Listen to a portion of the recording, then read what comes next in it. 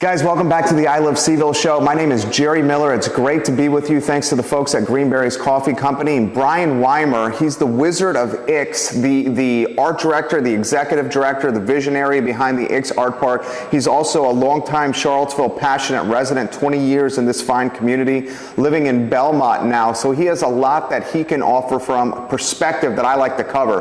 One of the things we were previously talking about in episode 1 was the future of Belmont, Friendship Court, also Garrett Square, Ix Art Park, and this downtown corridor that we clearly see sprawling. First, I want to talk about Friendship Court, because I think you have some good ideas here. What do you see happening with Friendship Court? I don't have a whole lot of influence on necessarily what happens with Friendship Court, but it's also part of the SIA. Yes. And that corridor is going to be Explain to them what the SIA is. Not everyone knows. It's like a plan. It's a plan for a wedge of Charlottesville that I think extends all the way to the Ravenna from about the downtown mall. And everybody knows that something's going to happen at Friendship Court. Crescent Hall will also be remodeled. Subsidized housing. And as these things happen, it's good that the city was looking at this and trying to get a master plan for some possibilities of where this could go, because otherwise it's going to be done piecemeal. And if you have a unified vision of it, perhaps that's a better way to go, at least have some vision. I mean, the citywide has a comprehensive plan, and certain mayors like Maurice Cox, definitely as an architect, had notions at Preston, at like different hubs. I think some of that has fallen apart a little bit, but they are looking at the West Main Street corridor and pieces that will be developed and are developing now, and you see what happens when just developers can kind of have their day. Yeah, it's called Route 29. Okay, it's called Route 29, let's be honest. Right. So the SIA is important because it includes the Ix Art Park, Friendship Court, Belmont Bridge's subway's influence with this, the downtown mall's future over the next 20 years. Friendship Court, its future.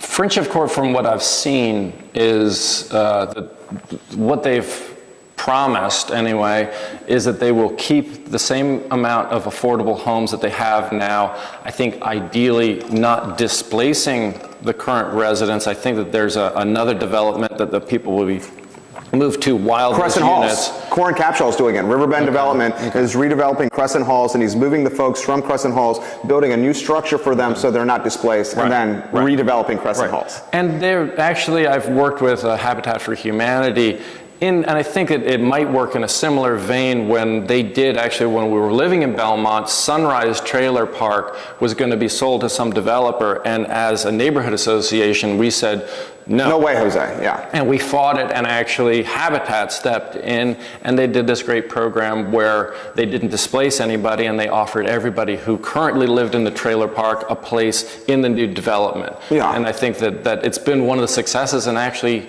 Charlottesville's Habitat for Humanity is one of the leading Dan Rosenzweig. Dan Rosenzweig's the man. Of not just changing homes, but changing whole communities, and providing those communities. Let me throw this to you here, and because I think I'm curious of your perspective. Friendship Court, Garrett Square, subsidized housing.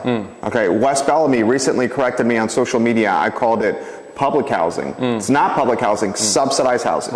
Thank you for that, Wes. That is a huge plot of land. And that is adjacent to Ix and has an influence on Ix. That's fair. And has an influence on Belmont. This huge important piece of land seems to me needs to be potentially something else if the SIA is going to migrate south to Ix and Mr. Conjean and Mr. Kutner's property. And I think that incorporating all those schemes together would make a better, more cohesive part of the city and a better city. Now, I think that addressing those needs to address the needs of people who live in affordable housing right now. And I mean, Charlottesville depends on all sorts of people and all sorts of income brackets. And I think that ideally, if those, and I saw some of the plans there, and they were looking at some of the best models of sort of new urbanism, which is has transportation taken into account, whether that has bus access, has smaller properties. Access. Yeah. But actually is a more European model of living, which is more efficient. Right. And takes into account density, as well as accessibility for all of your needs. Because to me, there's an equation here that's not just about jobs and not just about housing. Those are two important parts of this equation. You're saying it's about what's right. Well, it's what's right, but as an umbrella, but what's right also in that equation is healthcare, is childcare, is access to food. Yeah. I mean, there are all sorts of other pieces, and I lived in Portugal for a year. And it was very interesting. It was right before the election cycle began. And at that time, Bernie was going around talking about universal health care and all this, and there were other politicians saying, this is impossible.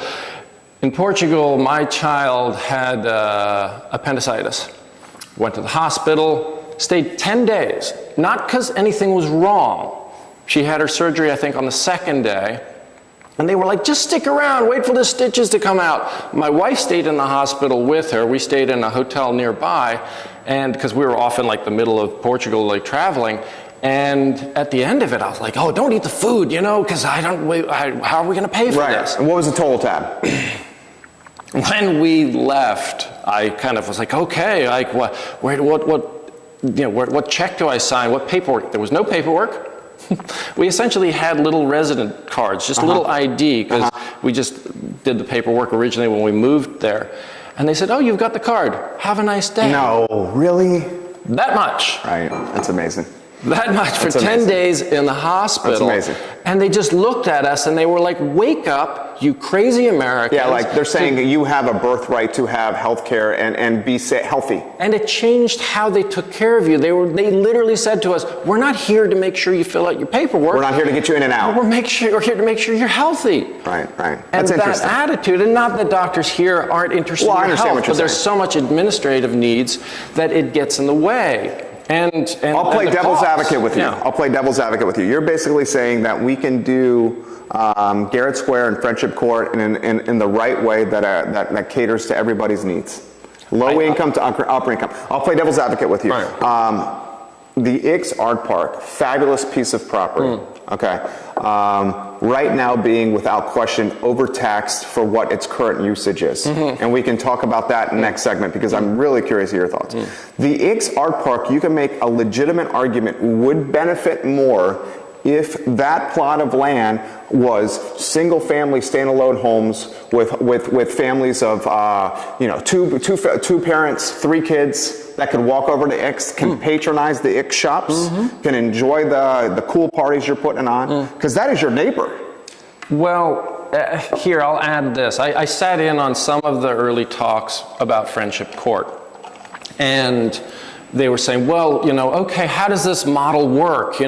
Mixed incomes, whatever. And somebody raised their hand and, oh, I heard about something they did in Portland. And somebody, oh, I heard about one in Seattle. And I raised my hand. They go, oh, do you have one? I said, yeah, it's called Belmont. It's called a community. And there's a big thing vernacular, too, that actually when we worked on the Belmont Bridge project, I said, let's stop calling it a bridge. Let's call it a gateway. Because guess what? It might not be a bridge. And when we did the contest, the thing that won the contest in both the public as well as the jury and the UVA jury was no bridge. Right. So if you remove that it's a bridge, then you say, well, what are the possibilities? So with Friendship Court, when they say, well, we're going to make public housing or affordable housing or whatever the vernacular, if you say, let's call it a community and start from there and say, what creates community? You know what it's coming back to? It's coming back to the marketing and branding and advertising. The people that are building the brand here, and the words they're choosing to do, what we do, and how it's presented to the marketplace. Well, I think you have to rethink the brief. Because if the brief is too narrow-minded, that's what happened with the brief on the Belmont Bridge. They said it's going to be 4 lanes and this, and I question all of that. It's like the brief should be you want to get cars over the tracks. How do you do that? There are lots of ways. Instead of saying, no, this is this preconceived. I did that in advertising too, and they'd say, okay, we're selling this. And at the end of it, you say, what are we really selling? Right. So with Friendship Court, what are you really trying to do? Is it just building houses?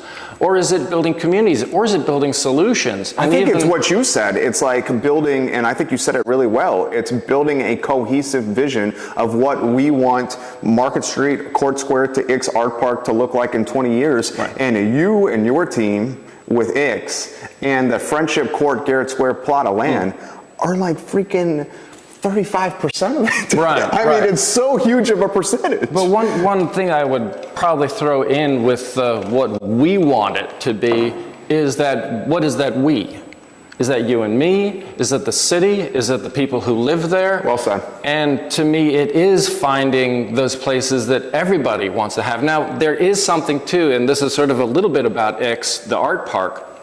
When people say, well, you know, what is that going to become? With the art park, there's a little Willy Wonka in that of, well, if you create a chocolate factory, nobody asks for a chocolate factory to come to town. It evolved. I mean, and it's actually a big thing with art and culture in Charlottesville.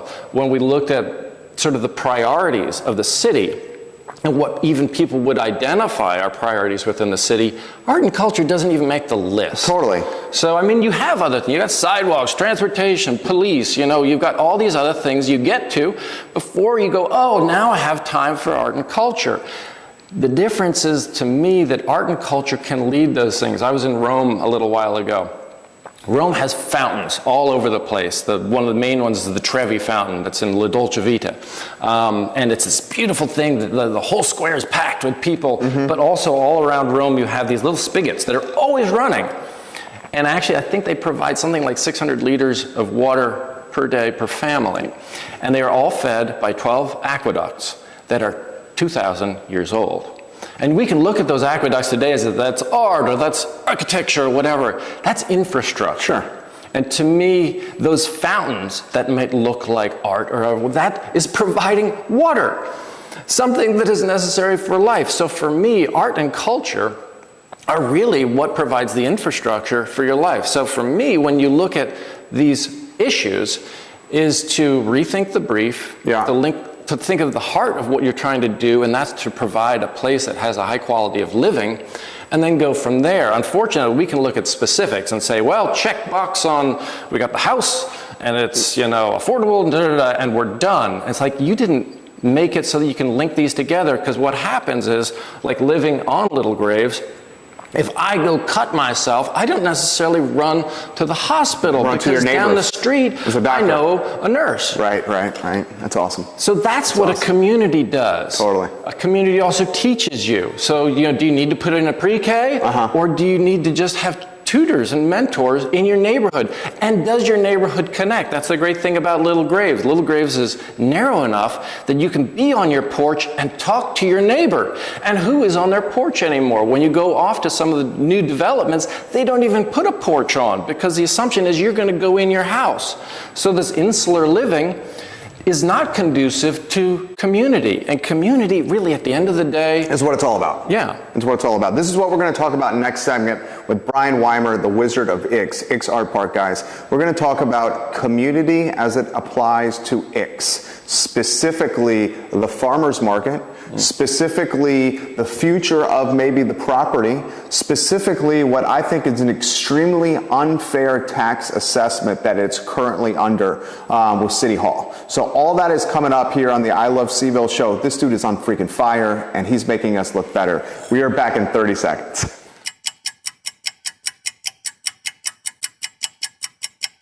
Interstate Pest and Service Companies have proudly served Charlottesville and Central Virginia since 1969. Our grandfather started Interstate Pest Control with one truck. Today, Interstate is your pest control, mold remediation, and home renovation specialist. That's right, guys. Interstate will get the ants, mice, stink bugs, termites, bed bugs, and mold out of your house, apartment, or office space. There's no job too small for Interstate. That's right, Daddy. Interstate is a home's best friend.